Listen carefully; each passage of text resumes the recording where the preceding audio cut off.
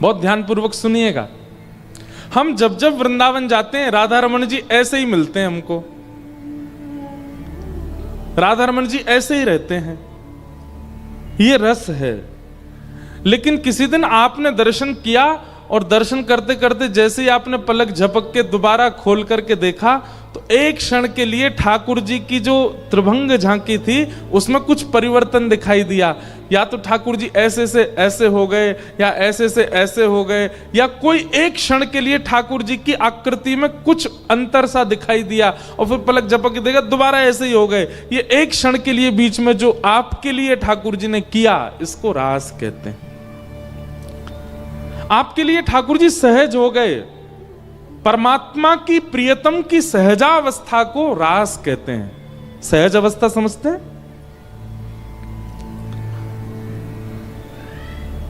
अब हम बोलने में तो अटपटा लगता है, पर हम मंच पे बैठे हैं, आप सब लोग नीचे बैठे हो, इतने सब ये बंधे हुए हैं, इधर नहीं आ जाओ, हम उधर नहीं पहुंच जाएं, ये सब क्या है? ये सहजावस्था नहीं है। लेकिन हम ये कूद काद के वहां पहुंच जाएं, आप लोगों के बीच में बैठ जाएं, आप जो लाए हो वो खाने लग जाएं, आपके संग बैठे वार्ता करने लगे, आपके संग नाचें डोलें, कल आनंद करेंगे, होली उत्सव है, उसी को क्या कहते हैं? रास। मतलब परमात्मा अपनी प्रभुता को त्याग करके अत्यंत सहज हो जाए, उसको रास कहते हैं। अभी ठाकुर जी सहज नहीं है, अभी हमारे लिए सहज नहीं है, एक दूरी बनी हुई है ठाकुर जी से, इसे कहते हैं रास। अनेकों के साथ रास हुआ, केवल गोपियों के साथ नहीं, जिस जिस भक्त का आप नाम लेंगे सबके साथ ठाकुर जी ने रास किया। धन्ना सेठ, उसके साथ रास हुआ। भौंदू भक्त, उसके साथ रास हुआ। मीराबाई के साथ रास हुआ। करमेती बाई के साथ रास हुआ। सूरदास, कुंभन दास, गोविंद दास, सबके साथ रास हुआ। गोविंद स्वामी हमारे ब्रजमंडल के एक बहुत अच्छे भक्त हुए, अष्ट सखाओं में गोविंद स्वामी। बाद में उन्होंने अपना नाम बदल लिया, गोविंद स्वामी से नाम कर लिया गोविंद दास। ठाकुर जी उनके साथ खेलते थे। बाकी सब लोगों को तो मंदिर में ठाकुर जी दिखते थे, लेकिन जैसे ही गोविंद दास पहुंचते थे तो ठाकुर जी अपने मूर्तिमंत रूप को त्याग करके बिल्कुल सहज हमारी आपकी तरह निकल के बाहर आ जाते और गोविंद दास के कंधा पे बैठ के चले जाते वन में, खेलते उनके साथ। इसे कहते हैं रास। हमें ऐसी भक्ति करनी है, ऐसा नाम जपना है, ऐसा अपना व्यवहार स्वभाव बनाना है कि ठाकुर जी अपनी सहजावस्था में आ जाएं।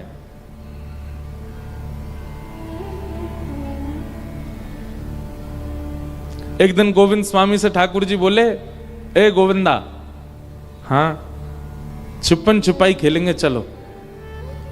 और सबको दर्शन देने के बाद जैसे मंदिर बंद करने का समय आया, दोपहर में मंदिर बंद होते हैं हमारे ब्रज में।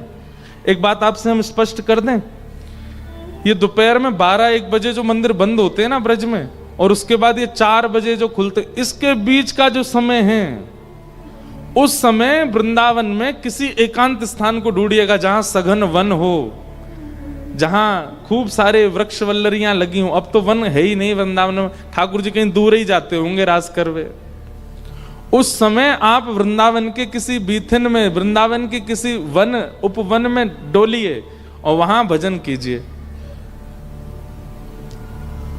ठाकुर जी उस समय पर वन में ही होते हैं, इसीलिए मंदिर बंद। ठाकुर जी सोते नहीं है दोपहर में, 12 बजे से 4 बजे तक मंदिर बंद इसलिए नहीं होते कि ठाकुर जी सो रहे, नहीं, ठाकुर जी गैया चरावे गए वन में, वन में ही मिलेंगे आपको। या फिर गोविंद स्वामी जैसे, गोविंद दास जैसे किसी भक्त के साथ लीला करने गए ठाकुर जी, इसलिए सारे मंदिरों के कपाट बंद होते हैं दोपहर में। वही समय है ठाकुर जी के रास का। तो गोविंद दास के साथ ठाकुर जी छुपन छुपाई खेलवे गए।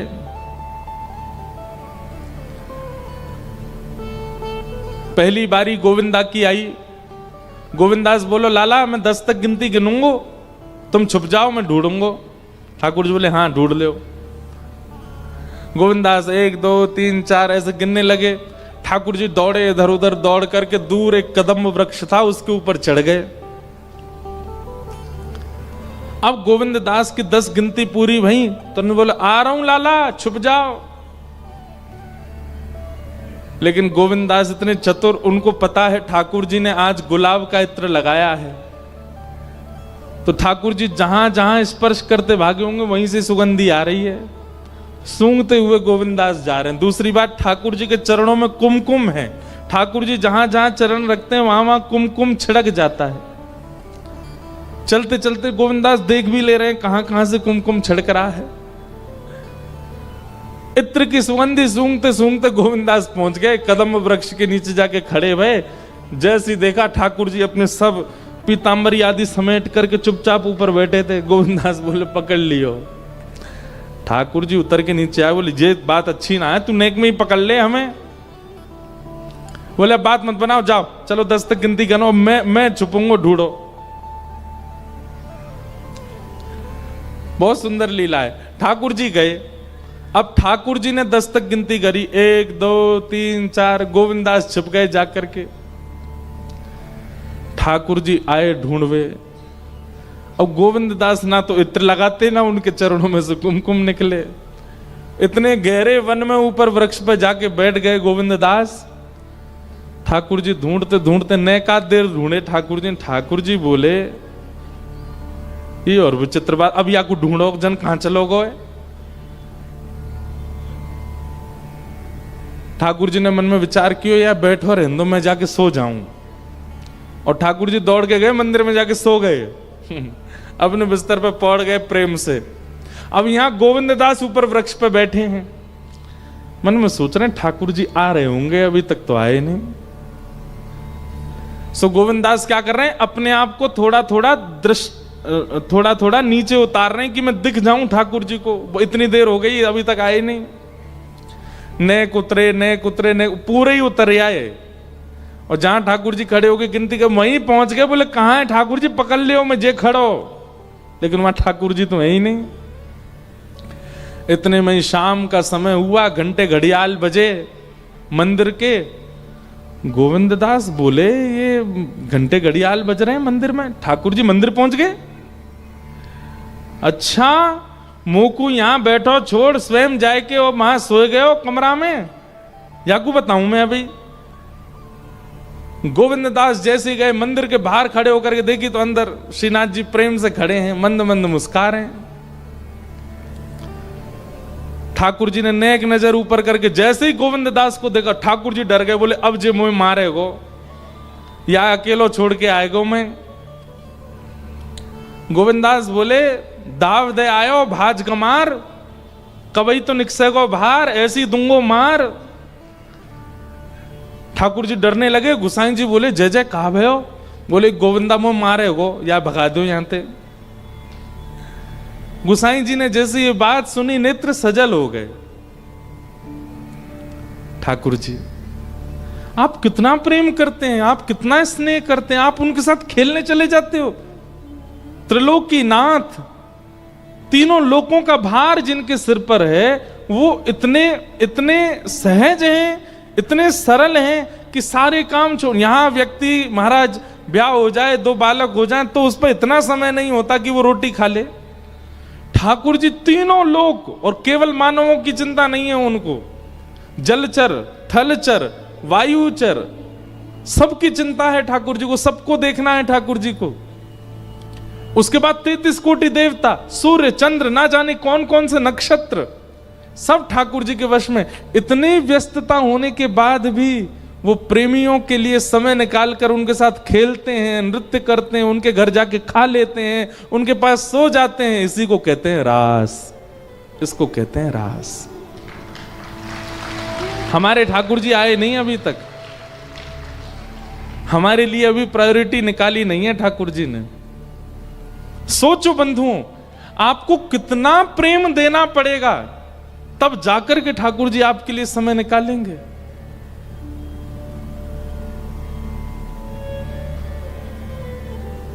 कितनी लीलाएं हैं। एक कृष्णदास जी की लीला है, इसमें सुनाता हूं कभी कभी कथा में। उन्होंने कहीं कथा में सुना, और ये महाभारत में ऐसा लिखा है कि अगर कोई व्यक्ति बेनागा बिना एक दिन भी छोड़े 12 वर्ष तक एक नियम का पालन करेगा, तो 12 वर्ष बाद उस नियम के प्रभाव से वो जो चाहेगा वो उसको मिल जाएगा। कोई भी एक सद नियम 12 वर्ष तक करना है, एक दिन भी आपकी छुट्टी नहीं होनी चाहिए उसमें। आपकी छुट्टी हो उसकी पूरी जिम्मेवारी ठाकुर जी रखेंगे, ऐसी ऐसी व्यवस्था कर देंगे कि आपका नियम पूरा ही नहीं हो पाए, लेकिन आपको फिर भी करना है। तो कृष्णदास जी नियम करते थे, उन्होंने नियम ले लिया ठाकुर जी को माला पहनाने का। बोले मैं रोज माला पहनाऊंगा ठाकुर जी है, और 12 वर्ष बाद मेरी एक ही इच्छा है कि 12 वर्ष तक मैं माला पहनाऊंगा, लेकिन 13वें वर्ष के पहले दिन ठाकुर जी को आना पड़ेगा मेरे पास माला पहनवे, मैं नहीं आऊंगा। नंदगांव में रहते थे, रोज माला बनाते और रोज लेकर के नंदगांव में ऊपर ठाकुर जी को पहनाते। बारिश हो, गर्मी हो, जाड़ा हो, बुखार हो, पीड़ा हो, कुछ भी हो जाए, लेकिन उनकी माला बेनागा रोज पहनाते। और माला पहनाने के बाद ठाकुर जी के कान में बोलते, लाला इतने दिना और रह गए, इतने महीना और रह गए, इतने वर्ष और रह गए, मेरी इच्छा पता है ना लाला, और कछु ना चाहिए, बस 13वें साल के पहले दिन तू आए जाइयो तो माला पहनाऊंगा वहीं अपनी कुटिया पे। 12 वर्ष पूर्ण होने लगे, अंतिम दिन था 12वें वर्ष का, और श्री कृष्णदास जी बेचारे रोते रोते जा रहे हैं। बोले मेरी सेवा पूरी है गई, आज 12 वर्ष को नियम पूरा है गयो मेरो। ठाकुर जी के गले में माला पहनाई और कान में बोले लाला अब मेरी सेवा पूरी होगी, अब मैं ना आऊंगो, अब तू आइयो मेरी कुटिया पे, तेरे काज 56 भोग बना के रखूंगो, खीर बना के रखूंगो, मिष्ठान बनाऊंगो, पूड़ी बनाऊंगो, पराठे बनाऊंगो, लाला जो तू कहेगो सब पवाऊंगो। और मुझे कछु नहीं चाहिए, ना इंद्र को वैभव, ना यम की भूमि, कुछ नहीं चाहिए, केवल लाला मेरे घर आ जाए और मैं अपने हाथन से माला पहनाता हूं बस। 12 वर्ष तक बेनागा प्रत्येक दिन माला ठाकुर जी को पहनाई। 13वां वर्ष प्रारंभ हुआ, रात भर सोए नहीं, 56 भोग बनाए अपनी कुटिया में, सुंदर माला बना करके रखी। एक बहुत सुंदर पद है, मुझे याद आया अभी। पूरा घर तैयार करके श्री कृष्णदास जी उस मार्ग पर बैठ गए जिस मार्ग से ठाकुर जी को आना है, जो नंद भवन तक जाता है। उस मार्ग पर बैठ के पलक भी नहीं झपका रहे हैं अपनी, अपलक नेत्रों से बस मार्ग को देख रहे हैं। जरा सी हवा चलती है, कोई पत्ता हिलता है, तुरंत विचलित हो जाते हैं, जय जय आ गए, लाला आगे होगो। पलकन सोमग झारू मेरे, पलकन सोमग झारू मेरे, पलकन सोमग झारू मेरे, पलकन सोमग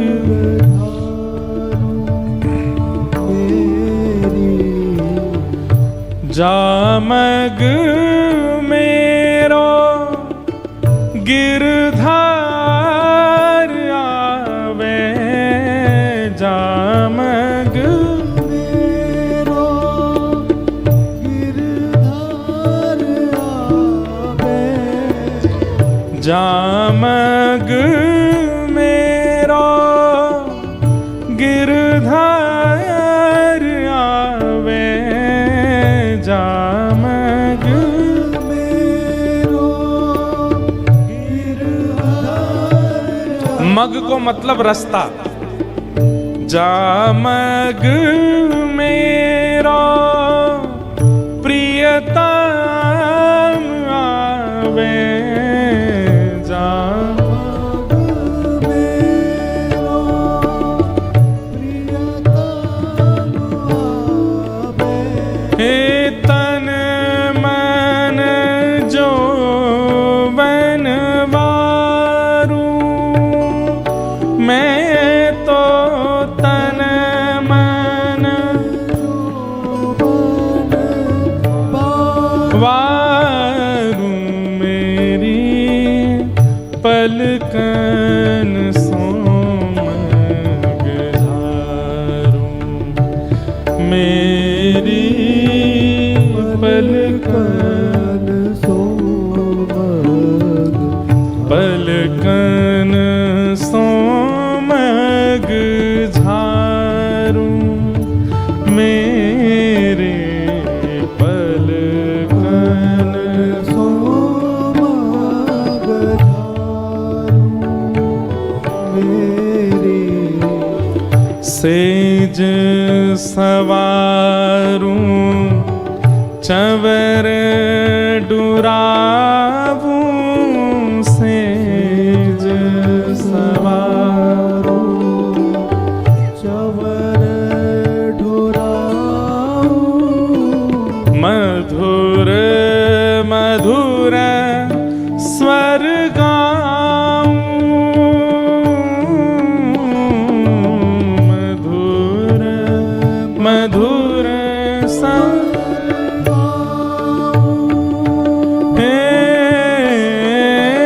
रसिक प्रीतम पिय जो मिल मोहे, रसिक प्रीतम पिय जो मिल मोहे, हस हस कंठ लगाऊं, हस हस कंठ लगाऊं, हाँ पलकन सोमग झारू, मेरे पलकन सोमग झारू, मेरे हे जामग मेरो गिरधर आवे, जामग मेरो गिरधर आवे। बंधुओं, प्रेम ऐसा होता है कि जिस राह पर, जिस डगर में प्रेमी रहता है ना, वो डगर भी प्रिय लगने लगती है। वृंदावन से प्रेम करने वाले, श्री राधा रमन लाल जी से प्रेम करने वाले, वो किसी ब्रजवासी को भी देख लेते हैं ना तो रोने लग जाते हैं कि वे वहां से आए हैं जहां हमारे प्रियतम रहते हैं। द्वारिका लीला में एक प्रसंग आता है कि श्री ठाकुर जी रोज एक करवट से सोते हैं। कुछ वर्षों बाद रुक्मणी जी ने ठाकुर जी से कहा, आप एक ही करवट से सोते हो, हमेशा एक ही दिशा में मुख करके सोते हो, आप कभी करवट क्यों नहीं बदलते, कभी उस दिशा में क्यों नहीं सोते?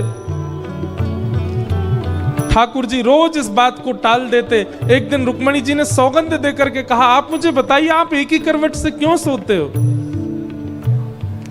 ठाकुर जी कहते हैं, क्योंकि अगर मैं करवट बदलूंगा, उस तरफ करवट लेकर के सोऊंगा तो मैं सो नहीं पाऊंगा। क्यों? क्योंकि उस दिशा में वृंदावन है, और वृंदावन की ओर करवट लेकर के जब मैं सोता हूं तो मुझे यशोदा मैया, नंद बाबा, राधा रानी, सब गोपियों की बहुत याद आती है। रात भर मेरे नेत्रों से नीर बहने लग जाता है, इसलिए मैं करवट बदल के सोता हूं ताकि वृंदावन की ओर, वृंदावन की दिशा में मुझे देखना ना पड़े, नहीं तो मैं रोक नहीं पाऊंगा स्वयं को। अरे कहां तक कहें, वो मार्ग प्रिय लगता है जहां प्रियतम रहते हैं, वहां के लोग प्रिय लगते हैं, वहां से आई हुई वस्तु प्रिय लगती है। अरे वो दिशा प्रिय लगने लगती है जिस दिशा में हमारे प्रियतम रहते हैं।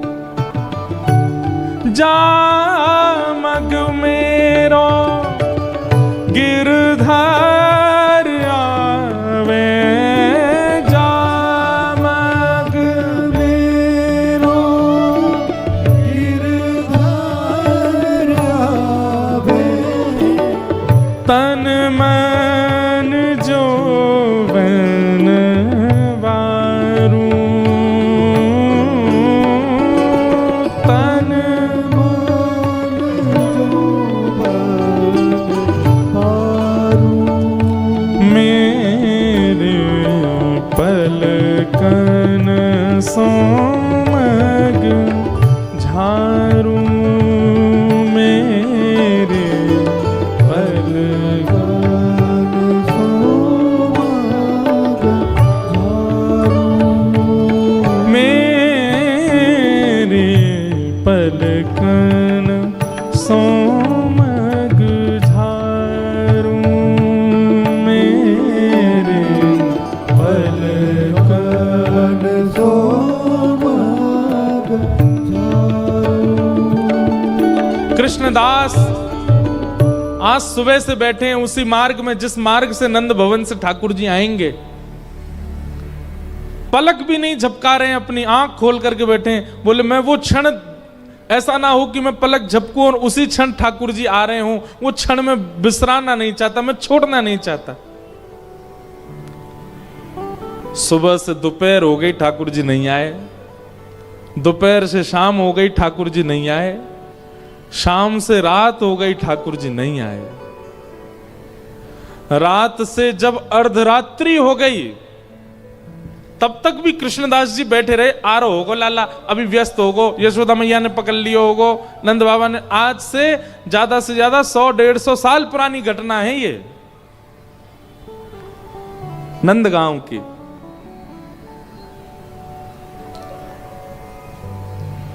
ठाकुर जी नहीं आए। जब आधी रात हो गई, 13वें वर्ष का दूसरा दिन प्रारंभ होने लगा। पहला दिन तो निकल गया, बस अभी प्रारंभ होने में 1-2 घंटे बचे हैं। कृष्णदास जी बोले जे नहीं आवेगो। अरे मैंने गलती कर दी, 12 साल निकाल दिए या की आश में। मोए कहा पतो, मो तो पहले तो पतो ये 1 नंबर को छलिया है, और ये तो बात को पक्को ना है। ब्रजवासी ने कह के गए परसों आ जाऊंगा, बरसों तक लौट के नहीं आयो। मैंने कौन के चक्कर में 12 वर्ष अपने व्यर्थ कर दिए। अरे कौन की कथा सुन के आए गए मैं, वहां में मैंने सुन ली 12 वर्ष नियम करने मोए। आज मैंने 12 वर्ष तक ना धूप देखी, ना ताप देखी, ना बारिश देखी, ना बीमारी देखी। रोज गयो माला पहनावे, और कछु मांगी तो है ना, कोई इंद्र की संपत्ति मांगी हो, ब्रह्मा को लोक मांगो हो, कछु तो मांगो नहीं, केवल इतना ही तो मांगो मेरी कुटिया में आ जाइयो। नहीं आयो। हमारे ब्रज के लोग ऐसे ही हैं, जब गुस्सा आवे ना तो तू तड़ाक पे ही आ जाएं। और हमारे ब्रजवारे प्रेम में भी तू तड़ाक में ही आ जाएं। 2 स्थितियां ब्रजवासी की, बहुत प्रेम में आ जाएंगे तो भी तू तड़ाक पे आ जाएंगे, और बहुत क्रोध में आ जाएंगे तो भी तू तड़ाक पे आ जाएंगे। अगर ब्रजवाले आपसे आप करके बोल रहे हैं तो समझना ना तो इनको हमसे प्रेम है, ना इनको हमसे बैर है। अगर वो प्रेम या बैर में होंगे तो सीधे तू पे ही आएंगे।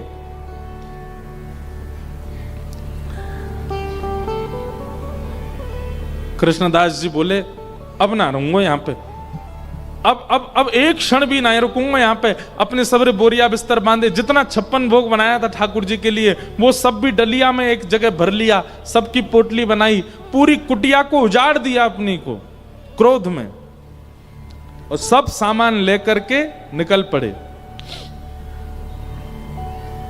कहां? बोले 12 साल नंदगाम में रह लियो, नहीं आयो छलिया, अब अंतिम श्वास तक बरसाने में रहूंगा, किशोरी जी के पास रहूंगा। नंदगांव से बरसाना इतना दूर है, 7 किलोमीटर, पता ही नहीं चलती कब पहुंच गए। 7 किलोमीटर भी नहीं है। कई लीलाओं में तो ऐसा आता है कि किशोरी जी अटारी पे चढ़ करके नंदगांव में ये देख लेती हैं लाला क्या कर रहे हैं। ठाकुर जी गौचारण कर रहे हैं, ठाकुर जी को यशोदा मैया क्या कर, पूरे दिन किशोरी जी ऐसी बैठी रहे सज धज के, वहीं पे नंदगांव में देखती रहे, पास ही हैं दोनों। कृष्णदास जी जैसे बरसाने जाने लगे, इतने में ही सामने से गैयान को झुंड, अनेक गैया और बड़ी बड़ी गैया सब आ रही हैं चलती भाई। अब मार्ग पूरो गैयान ते भरो भाई। और कृष्णदास जी कोने खड़े है गए, प्रतीक्षा करने लगे सब गैया चली जाएं तो मैं आगे जाऊं। चलते चलते चलते चलते महाराज घंटे बीत गए, लेकिन गैयान को वो काफिलो खत्म नहीं भयो। कृष्णदास जी बोले भैया जी इतनी गैया मैंने जीवन में पहली बार देखी, कहां ते आ रही हैं सबरी। इतने में ही अपने कंधा पे एक लाठी टांगे और उन पे दोनों हाथ टांगो, ऐसे चल तो भयो एक ग्वारिया आ रहा मदमस्त चाल में, ऊंची ऊंची धोती पहन रखी, पामन में कड़ूला पहन रखे हैं, गले में एक मोती की माला पहन रखी है और सिर पे बढ़िया ऐसे घुमावदार पाग पहन रखी है, पीरो पीरो चंदन यहां तक लगा रखो है और चल तो भयो बढ़िया गुनगुना तो भयो कछु आ रहो एक ग्वारिया। कृष्णदास जी ने कही ओ भैया ओ ग्वारिया के इतकुआ। ग्वारिया गए हो, कहा बात है बाबा? बोले भैया ही कौन की गैया है, इतनी गैया मैं कब तक खड़ा हूं यहां पे, जो पूरी ना है रही। अरे बाबा जी नंद भवन गैया है, 9 लाख गैया हैं, खड़े खड़े 2 दिन निकल जाएंगे तो मैं तो पूरी ना होंगी, इतनी गैया है। कृष्णदास जी बोले भैया मैं तो भूखो मरो, पूरा दिन है क्यों कछु खाओ ना पियो, पूरे दिन प्रतीक्षा करते रहो। अब ये गैया और आ गई है सामने, अब मैं तो यहीं बैठ रहा हूं, यहीं बैठ के भोजन पा रहा हूं, फिर तब तक गैया चली जाएंगी, फिर जाऊंगा बरसाने। ग्वारिया बोले बाबा कछु खावे को तो महुआ खवाए दो। कृष्णदास जी बोले बैठ जा, तू बैठ जा। और वो ग्वारिया सामने बैठ गया, यहाँ कृष्णदास बैठ गए, पोटली खोली, बढ़िया डलिया निकाली, ले भैया उठा के तू भी पातो रहे। बाबा मेरे हाथ में गोबर बहुत लग रहा है, एक बार स्वयं पालो फिर दूसरी बार मुंह वो पवाई दे करो। कृष्णदास जी बोले हम बे है तो तू नंदगाम कोई ना, ऐसे ही तेरो स्वामी है, वानु जीवन भर सेवा करवाई है, ऐसी तुम सब नंदगाम बारे जाते जाते हो चैन ते जान थोड़ी दोगे। अब वो सेवा कराए लोग आ जाए इतकुआ, मुंह खोल अपनो। ग्वारिया ने मुंह खोल लियो। अब कृष्णदास जी एक बार पामे और फिर अपने ही हाथ से वाकू पवा रहे हैं। पाते पाते ग्वारिया के नेत्रन से आंसू आने लगे। कृष्णदास जी बोले भैया रो काई करो, का भयो? बोले बाबा मैं यूं सोच रहा हूं 12 साल ते एक दिन ऐसा नहीं निकलो कि मैंने माला आपके हाथ की नहीं पहनी हो, पर आज पूरा दिन निकल गयो मैंने माला नहीं पहनी सुबह से। जैसे ही कृष्णदास जी ने सुनी माला नहीं पहनी, हाथ पकड़ लियो, कौन है तू, अपना रूप दिखा। तुरंत त्रिभंग लली श्याम सुंदर प्रकट है गए ग्वारिया के रूप में। और बाबा तो बोले देख बाबा अपनो वचन निभायो मैंने, अभी 12वें वर्ष को अंतिम दिना पूरो नहीं भयो, 13वें वर्ष को पहले दिना अभी पूरो नहीं भयो, मैं आ गयो तेरे पास। अब मत कहियो कि मैंने नियम पूरा, ला चल माला पहना दे। कृष्णदास जी के नेत्र लाल पड़ गए, मुख ताम्र वर्ण का हो गया। ठाकुर जी बोले बाबा एक बाबा गुस्सा का कर रहा है, अब आ तो गो तेरे सामने, अब मुझ गोद में बैठा ले, मुझ प्रेम कर ले और तू जो चाहे वो पवा दे, जैसे चाहे जो चाहे कर ले। कृष्णदास जी बोले मैं सब समझ रहा हूं, तू काई को आयो है। बोले 12 वर्ष नंदगाम में रहो, कभी नहीं आयो, लेकिन बरसाने की तरफ मुख कहा कियो कि प्रकट है कि वो सामने, अब ना रहूंगा यहां पे। और अपने सब पोटली ओटली उठा के सीधे भागे बरसाने। ठाकुर जी पीछे पीछे दौड़े, अरे बाबा रुक जा, मैं आ तो गयो। बोलना है किशोरी जी की तरफ मुख कियो तो तू प्रकट है गयो, किशोरी जी के चरणन में रहूंगा तो तू रोज हाजिरी लगावे आवे, वो मही में ले करूंगा तो ते। और सुन लाला, ठाकुर जी बोले कहा, बोले आज तक मेरा नाम कृष्णदास, आज मैं अपना नाम बदल रहा हूं, अब मेरा नाम है राधा दास, अब मैं वही बन के रहूंगा, अब मैं ही रहूंगा। और श्री कृष्णदास जी राधा दास बन गए और श्री जी के चरणन में जाकर के आनंद से विराजे। ये है रास। ये क्या है? रास। हमारे साथ नहीं होता। हम तो सुबह बत्ती घुमाई दई, अगरबत्ती घुमाई दई, भोग लगा दियो, चना चनौरी को पाले ही चले गए, रात में आकर के वही भोग लगा के सो गए। आजकल बस थोड़ी बहुत नाम जप में थोड़ी रुचि बन गई है, थोड़ी कथा वथा सुन लेते हैं, इसके अलावा कुछ नहीं। हमारी इच्छा ही नहीं है कि हमारे ठाकुर हमारे संग रास करें, तो वो भी क्यों करेंगे। आज ही विचार करो कि ठाकुर जी बहुत दिन है गए, लड्डू गोपाल बने, यूं ही रहे हो हमेशा, अब ने हमारी सेवा को फल हमें दो। का फल चाहिए? वैकुंठ नहीं चाहिए, स्वर्ग नहीं चाहिए, अब फल ये चाहिए कि आप सहज है कि हमसे बात करो, हमारे साथ घूमो, हमारे संग चलो, कोई और को नहीं दिखने चाहिए, कोई और को पता नहीं चले, पर अब हमारे संग रास करो। कथा सुनवे को, नाम जप करवे को, भक्ति मार्ग में चलवे को, यही फल हमें चाहिए कि जब तक हमारे प्राण हैं तन में, हमें रास को अनुभव हो ठाकुर जी के साथ। तो रास का मतलब क्या है? परमात्मा की सहजता को रास कहते हैं। अभी परमात्मा कैसे हैं? अभी परमात्मा सहज नहीं है, असहज हैं। ये देखो पहले दिन आते या 7वें दिन ऐसे ही खड़े हैं, न को परिवर्तन नहीं आयो इनमें। क्यों? ये असहज है। और प्रेम का यही स्वरूप है कि वो असहज व्यक्ति को सहज बना देता है। प्रेम, ठाकुर जी हैं तो बहुत सहज, उनका चित्त, उनका स्वभाव बहुत सहज है, पर हम आप सब लोगों की भावना को वो देखना चाह रहे हैं। अगर वो प्रेम युक्त होगी तो ठाकुर जी सहज बनने को तो तैयार बैठे हैं, आप सहज बनाओ उनको। इसी को कहते हैं रास, ठाकुर जी की सहजता। ब्रज की गोपियां, ये ब्रज की गोपियां कौन है? ये सामान्य स्त्रियां नहीं है। श्रुति रूपा, रुचि रूपा, स्मृति रूपा सब गोपियां हैं। ये सब गोपियां ठाकुर जी को प्राप्त करना चाहती हैं। ये दंडकारण्य वन के संत हैं, जो रामावतार में संत दंडक वन में बैठ करके राम दर्शन की उपासना कर रहे थे, वही सब संत ही द्वापर में गोपी बनकर के आए हैं। इन सब गोपियों को ठाकुर जी के जन्म से ही पता है कि ये परब्रह्म है, ये परमात्मा है।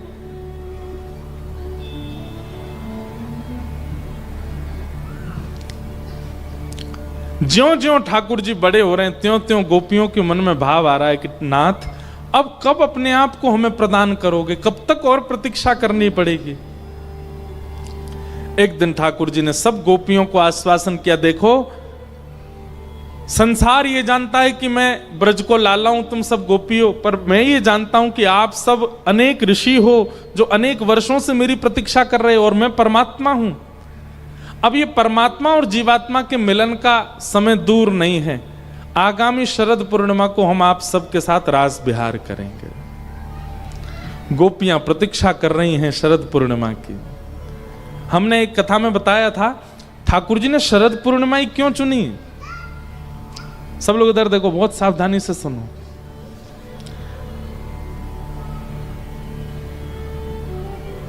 जनकपुर के पुष्प वाटिका में राम जी ने सीता जी को पहली बार जो देखा था, वो तिथि भी शरद पूर्णिमा ही थी। वो तिथि भी शरद पूर्णिमा ही थी। और उस दिन अभी राम कथा में ऐसा वर्णन आता है कि जब राम जी पुष्प वाटिका में घूम रहे थे, तो कुछ सखियों ने, सीता जी की सखियों ने दूर से राम जी को देखा, और राम जी को देखते ही वो तो भाव विह्वल हो गई, दौड़ी दौड़ी सीता जी के पास गई, बोले एक गौर है एक श्याम, गौर श्याम दो भाई विचरण कर रहे हैं, इतने सुंदर हैं। गौर वाले तो सुंदर हैं, पर श्याम वर्ण के तो इतने सुंदर हैं कि उनको देख करके बस यूं लग रहा हो कहा न्योछावर कर दे इन पे। हे सियाजू, उनके दर्शन को चलो। तो यहां से पुष्प बीनती भाई सीता जी आ रही हैं, सामने से राम जी आ रहे हैं। तो उस समय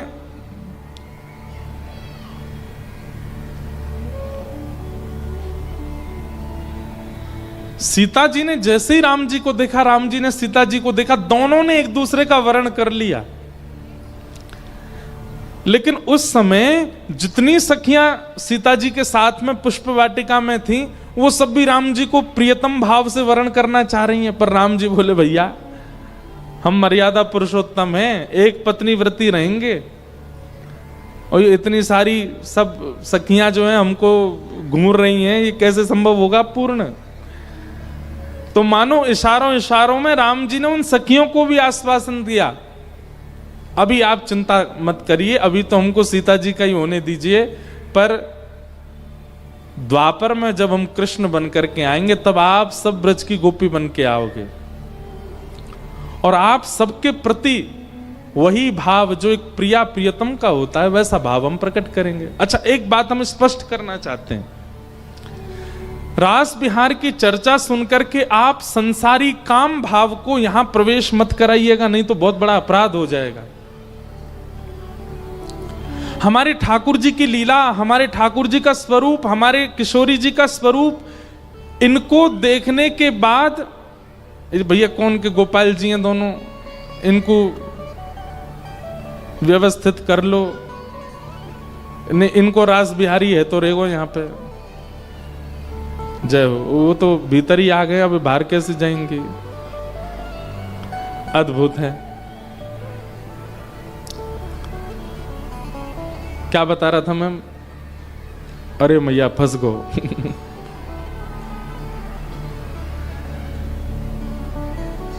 ये भीतर घुसी कैसे नीचे से? बैठ जाओ। क्या बता रहे थे? बोलो वृंदावन बिहारी लाल की। बच्चे भी कितने उद्यमी होते, बताओ, सर वेर घुमा के घुसा दिया भीतर बैरिकेडिंग में, अब बाहर नहीं निकल पा रही थी।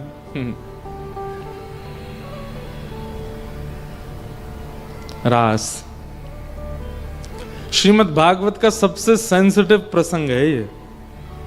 अगर इसमें चूक गए आप तो आपके मन में कई प्रश्न प्रकट हो जाएंगे जिनका समाधान आपको नहीं मिलेगा, इसलिए बहुत सावधानी से सुनिए।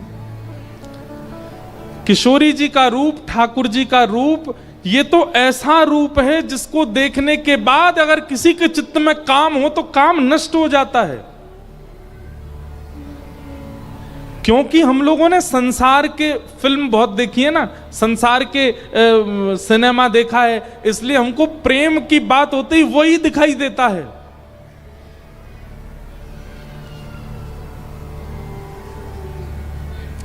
हमारे स्वामी श्री हरदास जी महाराज की परंपरा का एक बहुत सुंदर पद है, शायद स्वामी जी का ही पद है, ज्यों ज्यों देखूं तेरो मुख त्यों त्यों नयो नयो लागे। स्वामी जी को ही पद है ना। स्वामी श्री हरदास जी महाराज कह रहे हैं, ठाकुर जी किशोरी जी से कहते हैं, हे राधा रानी, मैं जब जब आपकी ओर देखता हूं तब तब आप नई नई लगती हो। संसार का प्रेम ऐसा नहीं होता। अपने बगल वाले को देखो आप लोग, वो जैसा दिख रहा है हर पलक झपकने पर वो पुराना सा होता चला जाएगा। ये संसार का स्वरूप है। पर किशोरी ठाकुर जी का प्रेम कैसा है, ठाकुर जी के प्रति प्रेम कैसा है? ज्यों ज्यों नेत्रों की पलकें झपकाओगे त्यों त्यों ठाकुर जी नए होते चले जाते हैं, त्यों त्यों और सुंदर दिखने लग जाते हैं। ये प्रेम है।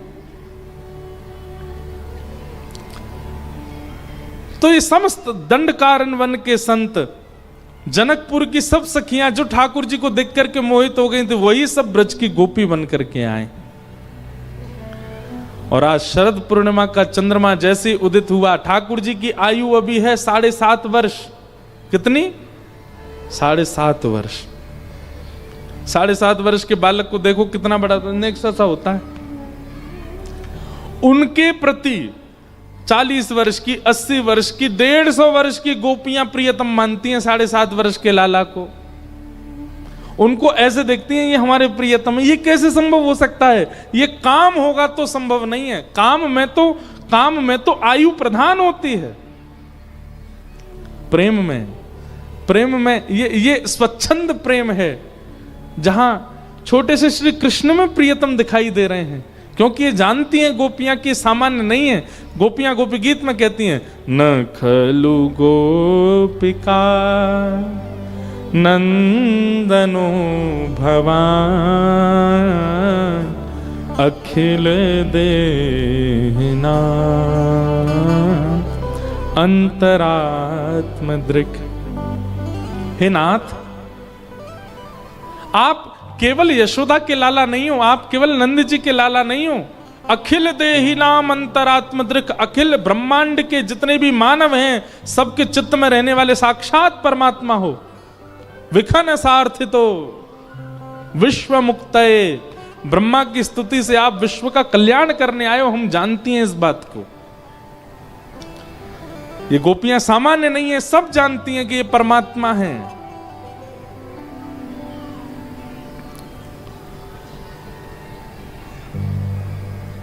आज शरद पूर्णिमा की रात्रि जैसे ही ठाकुर जी ने वेणुनाद करना प्रारंभ किया, सब गोपियां अपने अपने गृह कार्य को यथावत छोड़ करके दौड़ी हैं श्री कृष्ण से मिलने के लिए। बंधुओं, एक बात बहुत ध्यान से सुनिएगा। ठाकुर जी का स्वभाव है वो एक ही बार पुकारते हैं, और वो किसी भी रूप में पुकार सकते हैं। या तो स्वप्न में ऐसा कुछ दिखने लग जाएगा, वृंदावन का दर्शन, यमुना जी का दर्शन, सघन वन का दर्शन, गोपियों का दर्शन, वृंदावन के ब्रजवासियों का दर्शन, तो समझ जाइए ठाकुर जी पुकारने हैं। हमने 3 संकेत बताए हैं। अगर 3 संकेत आपको मिल रहे हैं तो आपको तुरंत वृंदावन जाना है। सबसे पहला संकेत, स्वप्न में ब्रज का दर्शन या ब्रज से संबंधी किसी भी भाव का दर्शन स्वप्न में हो रहा है तो समझो वृंदावन बुला रहा है। दूसरी बात, आपके नगर में, आपके शहर में, आपके समीप में, आपकी कॉलोनी में किसी ब्रजवासी का आगमन, ये दूसरा संकेत है कि ठाकुर जी बुला रहे हैं। और तीसरा संकेत, ब्रज में किसी भी ठाकुर का या ब्रज के किसी ब्रजवासी के यहां से किसी प्रसाद का आपके घर पर आगमन। कोई वृंदावन गए हो, वहां से प्रसाद ले आए हो, बोलो महाराज हम वृंदावन से आए, आपके काज भोग लेके आए हैं।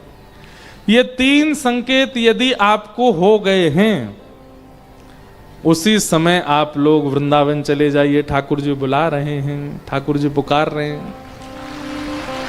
और इन 3 संकेतन में भी नहीं गए, इन 3 संकेतों को भी आपने नजरअंदाज कर दिया, फिर दोबारा संकेत नहीं मिलेंगे। इसलिए 3 संकेत हैं। एक संकेत तो है ही गयो पूरा कि ब्रजवासी आ गयो रांची। अब बाकी के 2 संकेत पता नहीं आपके पूरे हुए कि नहीं, स्वप्न वाले और ब्रज का प्रसाद।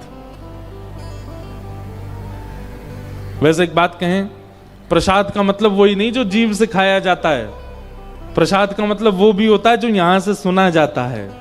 तो ये कथा भी प्रसाद है। आप सब लोग ब्रज के भाव श्रवण कर रहे हो और श्रवण करके, अच्छा प्रसाद क्या, जो जिह्वा पे जाके अंदर जाकर के तृप्ति का अनुभव कराए वो प्रसाद। कानों से कथा सुनकर के भी तो आप तृप्त हो रहे हो, तो यह भी एक प्रसाद है। तो ब्रजवासी आ गए हो, कथा सुना गए हो। अब तीसरी बात है स्वप्न में, ये तो आपको आपकी शुद्धता होगी चित्त की तो ही होगा, स्वप्न में ब्रज दिख जाए। उसके बाद बिल्कुल विचार मत कीजिएगा, चाहे आपके लाखों का काम रुका पड़ा हो, छोड़ के भागो वृंदावन। एक बार तो राधारमण जी को देख के आओ, क्योंकि ठाकुर जी बुला रहे हैं, ठाकुर जी बुला रहे हैं। जैसे ही गोपियों ने सुना कि ठाकुर जी की वेणुनाद हो रहा है, वेणुनाद कान में जाकर के शब्द प्रकट करने लगा, चल गोपी जल्दी, कन्हैया तेरी बात निहार रहे हैं। यथावत उसी स्थिति में, जिस स्थिति में थी उसी में ही दौड़ी हैं। भागवत जी में वर्णन आता है, कोई गोपी अपना श्रृंगार कर रही थी, एक आंख में काजल लगाया, दूसरी में लगाना चाह रही है, इतने में वेणुनाद आया तो एक में ही लगा के भागी, दूसरी में लगाया ही नहीं। कोई गोपी अपने केश काट रही थी और ठाकुर जी की वेणु का नाद आया तो केश में कंगा लगा भया है, वैसे ही दौड़ी है।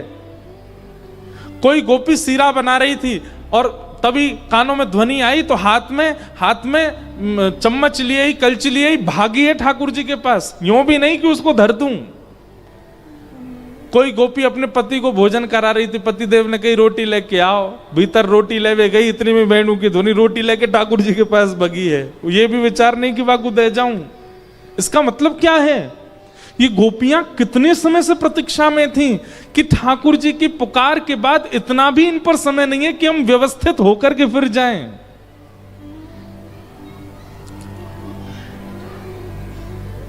सब गोपियां दौड़ी। अगर गोपियों की स्थिति देखी जाए तो इस समय गोपियां सब अस्त व्यस्त हैं। किसी की एक आंख में काजल लगाए, किसी के एक कान में कुंडल है, किसी के आधे केश खुले, आधी की चोटी बनी, किसी के पल्लू नीचे गिरो पड़ो, किसी के हाथ में चिमटा लगो, किसी के हाथ में कलची लगी है, कोई दूध निकाल रही गैया को, और दूध निकालते महाराज हाथ में दूध सने भय वही ते भाग, कोई गोबर थाप रही, हाथ में गोबर लगे, ऐसी दौड़ी है। लेकिन केवल वो गोपियां, उन गोपियों को ही स्वर सुनाई दिया जो कृष्ण प्रेम में हैं।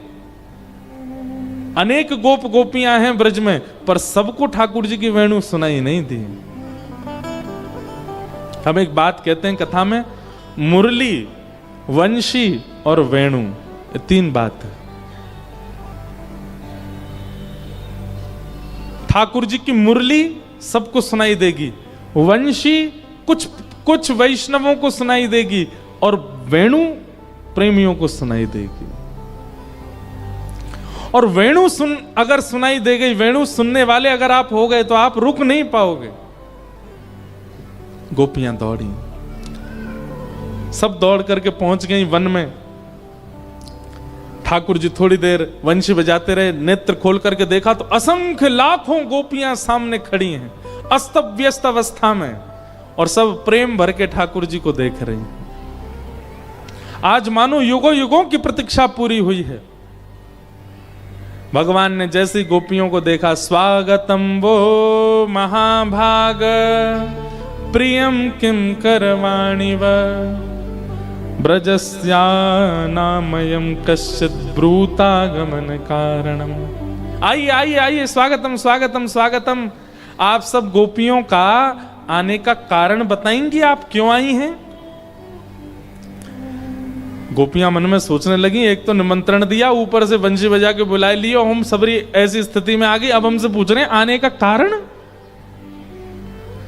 गोपियों ने कुछ उत्तर नहीं दिया तो ठाकुर जी पतिव्रता नारी के धर्म समझाने लगे। ठाकुर जी भयभीत करने लगे, तुम अपने बच्चों को छोड़ के आ गई, अपने पति को छोड़ के आ गई, अपने सास ससुर को छोड़ के, राम राम राम राम राम। एक कन्या को ऐसा नहीं करना चाहिए, कितना बड़ा जघन्य पाप लगता है, तुमको नरक जाना पड़ेगा, आदि आदि ठाकुर जी धर्मशास्त्र की बातें बताने लगे गोपियों को। चलो लौट जाओ, वापस अपने अपने घर को चली जाओ।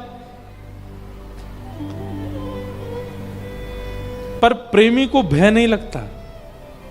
मैंने एक बात कही है कथा में, धर्म अर्थ काम मोक्ष, ये चतुर्विध पुरुषार्थ के बिना हम में से कोई नहीं रह सकता, लेकिन प्रेमी को इन चारों की चिंता नहीं होती। प्रेमी को चिंता नहीं होती कि धर्म अधर्म हो जाएगा, उसका प्रेम प्रधान है। भैया देखो, हम प्रेम की चर्चा करते हैं तो ये छोरा छोरी ने मत लियो आजकल किन ने, बिल्कुल भी उनको मत लीजिए। प्रेम की चर्चा हो तो मीराबाई को लीजिएगा, सूरदास जी को लीजिएगा, कुम्मनदास जी को लीजिएगा, तुलसीदास जी को लीजिएगा।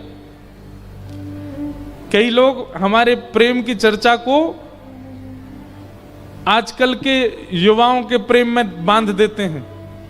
वो वाला प्रेम वो प्यार होता है, वो प्रेम नहीं है, उसमें मत ले जाइएगा। प्रेमी धर्म की चिंता नहीं करता, प्रेमी अर्थ की चिंता नहीं करता। अर्थ किसे कहते हैं? धन, उसको धन की चिंता नहीं होती। प्रेमी कामनाओं की पूर्ति की चिंता नहीं कर। अत्यंत प्रेमी व्यक्ति होगा, उसकी कोई कामना भी नहीं होगी, अपने प्रेमी से भी कामना नहीं रखेगा वो। और प्रेमी को मोक्ष की भी चिंता नहीं होती, उसको मोक्ष की भी परवाह नहीं है, वो तो बस प्रेम में ही रहता है। गोपियों को ठाकुर जी पातिव्रत धर्म समझा रहे हैं, गोपियां खड़ी खड़ी सुन रही हैं, भयभीत नहीं हुई। अंत में गोपियों ने प्रणय गीत गाया कि मैवं विभोर्हति भवान गदितुं नृशंसं संत्यज्य सर्व विषयांस्तव पादमूलम भक्ता भजस्व दुर्वग्रहमात्यजास्मा देवो यथादि पुरुषो भजते मुमुक्षुं। गोपियां कहने लगी, कन्हैया आप कहते हो सब छोड़ करके मेरी शरण में आ जाओ, और आज जब हम सब छोड़ करके आ गए तो हमसे कह रहे हो वापस चली जाओ। हमने किसी बात की चिंता नहीं करी, लोग क्या कहेंगे, लाज क्या कहेगी, मर्यादा क्या कहेंगे, धर्म क्या कहेंगे, सब छोड़ करके आपकी शरण में आ गए। और आप कह रहे हो वापस चले जाओ। कन्हैया हमारी एक बात बताना। ठाकुर जी बोले क्या? एक पतिव्रता नारी अपने पति के बिना ना सोती है, ना खाती है, ना रहती है, ना जाती है, कुछ नहीं करती, पति प्रधान, उसको पतिव्रता कहते हैं। लेकिन उसका पति किसी कारण से विदेश चला गया और विदेश जाते समय पत्नी से कह गया कि अब तुम कैसे रहोगी मेरे बिना? पत्नी बोली कैसे रहूं बताओ? लो मेरी एक मूर्ति ले लो, इसी को नहलाना, इसी को खिलाना, इसके संग ही रहना, इसको मेरा ही अंश समझना जब तक मैं आ ना जाऊं। सब लोग इधर देखिए, बहुत सावधानी से सुनिए। पति कह के गया इसको मेरा ही अंश समझना। अब वो पत्नी मूर्ति वाले पति को ही अपना पति मानती, क्योंकि असली पति तो विदेश है। 5 वर्ष तक पति लौट करके नहीं आया, लेकिन उस पत्नी का विश्वास नहीं डगमगाया, वो मूर्ति के पति को ही अपना पति मानती। अब एक दिन रात्रि का समय उसका मूर्ति वाला पति जो है वो सो रहा है और पत्नी उसके चरण दबा रही है। इतने में असली पति आ गया द्वार पे। अब बताओ कन्हैया उसको क्या करना चाहिए? अगर वो गेट ना खोले तो उसका द्वार पर असली पति खड़ा है, और यदि वो उठ के जावे तो 5 साल से जिसको पति मान रही है उसके प्रति विश्वास भंग हो जाएगा। क्या करना चाहिए बताओ एक पतिव्रता नारी को? ठाकुर जी बोले इसमें सोचने वाली क्या बात है? असली पति जब द्वार पर आ गया तो फिर मूर्ति वाले पति में कोई अस्तित्व है ही नहीं। विश्वास तो प्रगाढ़ पति के प्रति है ना। तब तक जब तक वो नहीं था उसकी अनुपस्थिति में ये थे, लेकिन अब असली उपस्थित है तो फिर ये तो मूर्ति है ना, असली को स्वागत करना चाहिए। गोपियां ताली बजा के बोली आपने सही उत्तर दिया और हमने वही किया। अभी तक जिसको पति माना, जिसको परिवार माना, जिसको मां माना, पिता माना, जो भी संबंध संसार के थे ये सब मूर्तियां थी, आपने हमको प्रदान कर रखी थी। जब तक मैं ना मिलूं तब तक इन्हीं को सब मानना। और आज जब आप हमारे सामने आ गए और हम सबको छोड़ करके आपके पास आ गए तो फिर हमने क्या गलत किया बताओ? गोपियों, ये गोबर थापने वाली गोपियां हैं, ये ब्रज की वो गोपियां हैं जो गैया चराती हैं, गोबर थापती हैं, दूध निकालती हैं। कोई यूनिवर्सिटी कॉलेज में पढ़ने नहीं गई, लेकिन इनकी प्रेम की भाषा के आगे त्रिलोकी नाथ भी चुप हो गए, कुछ नहीं बोल पाए। और इसके बाद गोपियां कहती हैं कन्हैया चित्तम सुखेन भवतापहितं ग्रहेषु यन्निर्विशस्य तु करावपि गृह्य कृत्ये पादौ पदं न चलतस्तव पादमूलम् यामः कथं ब्रजमथो करवाम किं वा।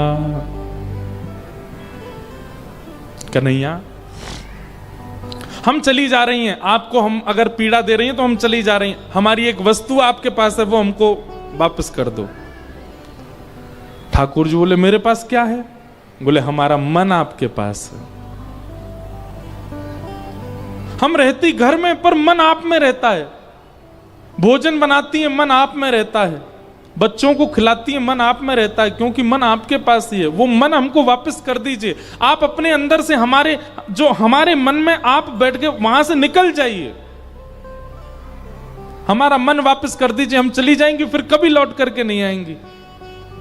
ठाकुर जी बोले ये असंभव है। बोले अगर ये असंभव है तो फिर हमें स्वीकार करो। और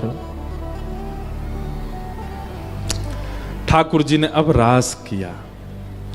रास मतलब अब एक एक गोपी के पास ठाकुर जी जा रहे हैं। तू कहा बना के लाई है? मैं तो हलवा बना के लाई। ला पवा मुए।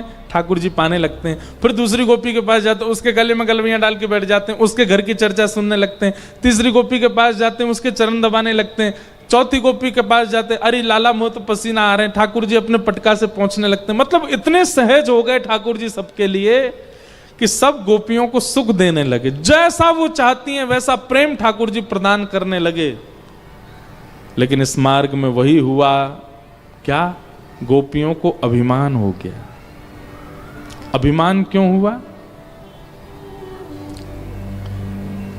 क्योंकि बिना गुरु कृपा के गए हैं, इसलिए गुरु जरूरी है। गुरु के बिना ठाकुर जी मिल भी गए तो हो सकता है आपके चित्त में कहीं मान ना आ जाए, इसलिए गुरु आवश्यक है।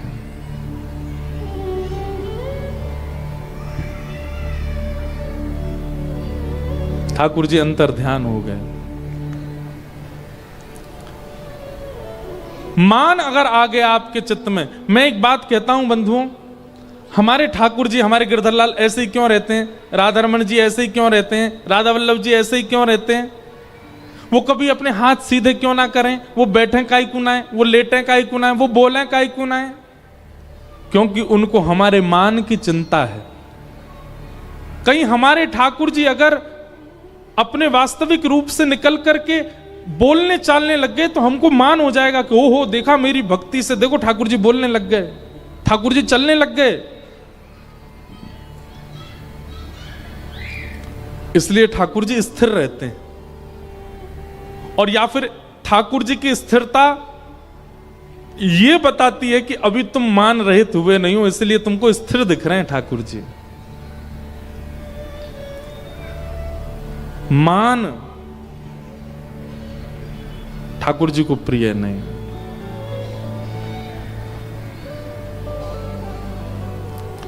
सब गोपियों के बीच से जब ठाकुर जी अंतर ध्यान हो गए, गोपियां रोते रोते ढूंढने लगी कहां गए श्याम सुंदर, और तब गोपियां यमुना तट पर गईं, वहां किशोरी जी बैठी हैं। हे सुन राधिका दुलारी, तेरे द्वार का भिखारी हूं मैं, शाम का पुजारी,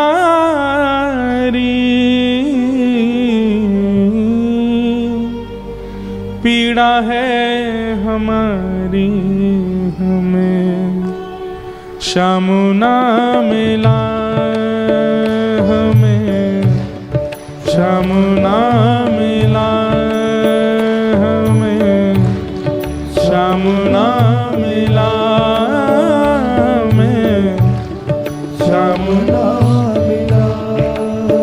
हे सुन राधिका दुलारी, सुन राधिका दुलारी, तेरे द्वार का भिखारी, तेरे द्वार का भिखारी, तेरे शाम का पुजारी, एक पीड़ा है हमारी हमें श्याम ना मिला, हमें श्याम ना मिला, हमें श्याम ना मिला, हमें श्याम ना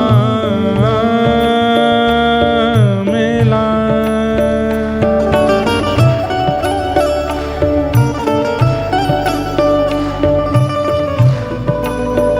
बोल वृषभानु दुलारी की।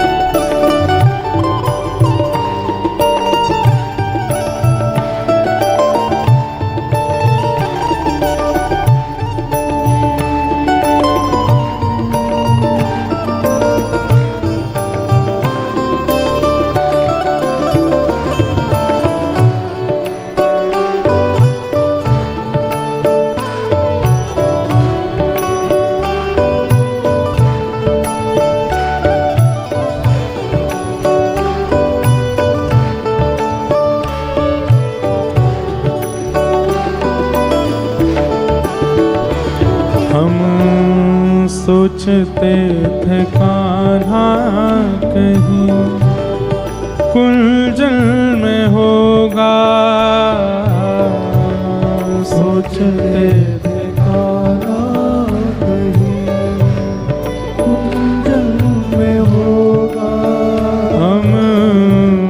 सोचते थे कान्हा कहीं कुलजन में होगा,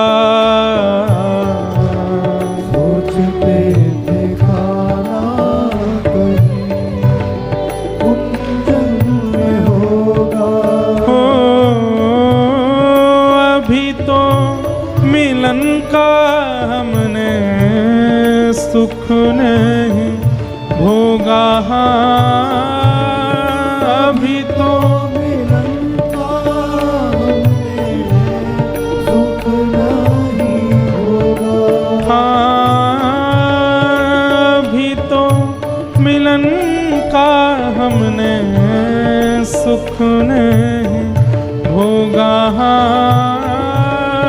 अभी तो मिलन का हमने सुख नहीं होगा।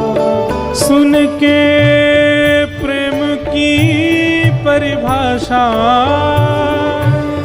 प्रेम की परिभाषा मन में बंधी थी जो आशा, मन में बंधी थी जो आशा हुई रे निराशा झूठी, दे गया दिलासा शाम ना मिला हमें, शाम ना मिला हमें, शाम ना मिला हमें, श्याम ना मिला। हे सुन राधिका दुलारी, सुन राधिका दुलारी, तेरे द्वार का भिखारी, तेरे द्वार का भिखारी, तेरे शाम का पुजारी, एक पीड़ा है हमारी, हमें शाम ना मिला हमें, शाम ना मिला हमें, शाम ना मिला हमें, श्याम ना मिला। बंधुओं, इस पूरे भाव की सबसे सुंदर पंक्ति मुझे ये लगती है, देता है कन्हाई जिसे प्रेम की दशा, देता है कन्हाई जिसे प्रेम की दशा, देता है कन्हाई जिसे प्रेम की दशा, देता है कन्हाई जिसे प्रेम की दशा। हो सब विधि उसकी लेता है परीक्षा, हो सब विधि उसकी लेता है परीक्षा, जो मैं सा जानती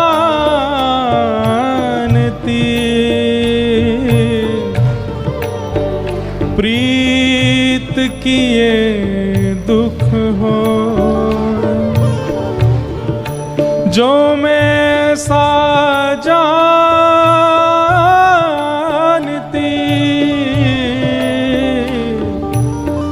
प्रीत किए दुख होए, नगर ढंढोरा पीटती प्रीत न करियो को।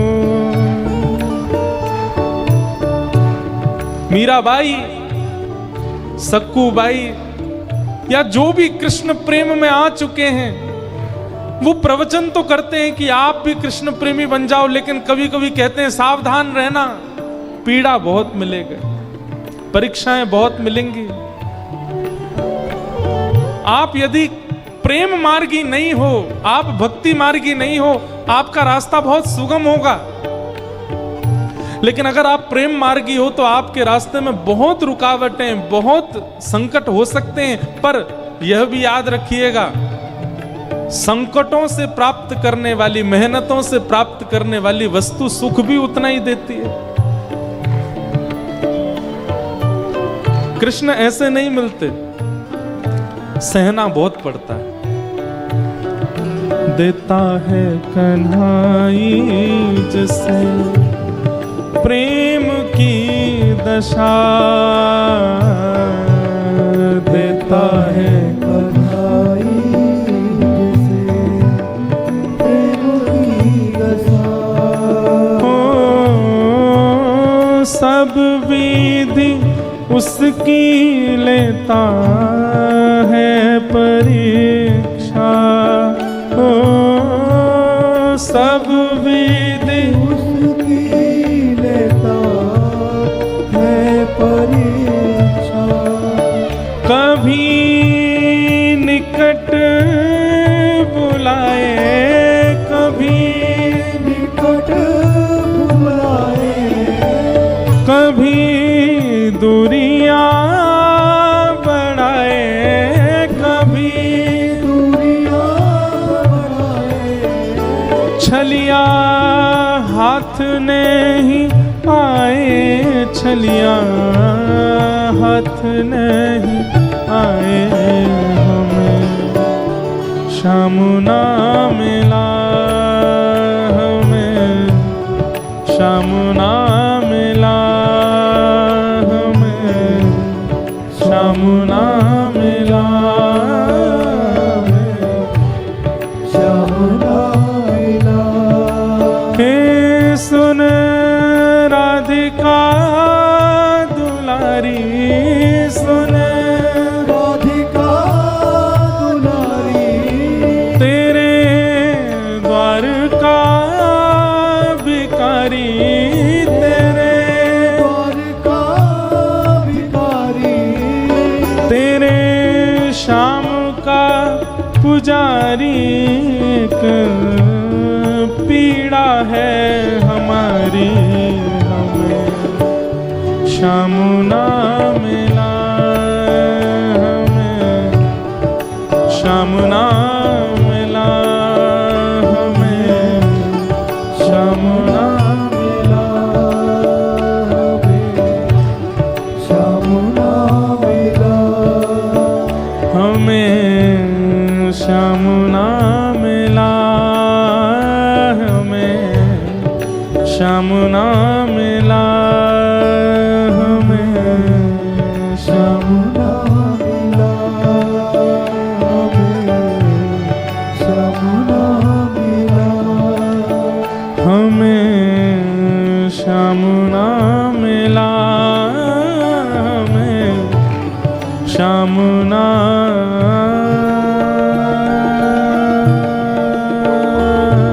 मिला।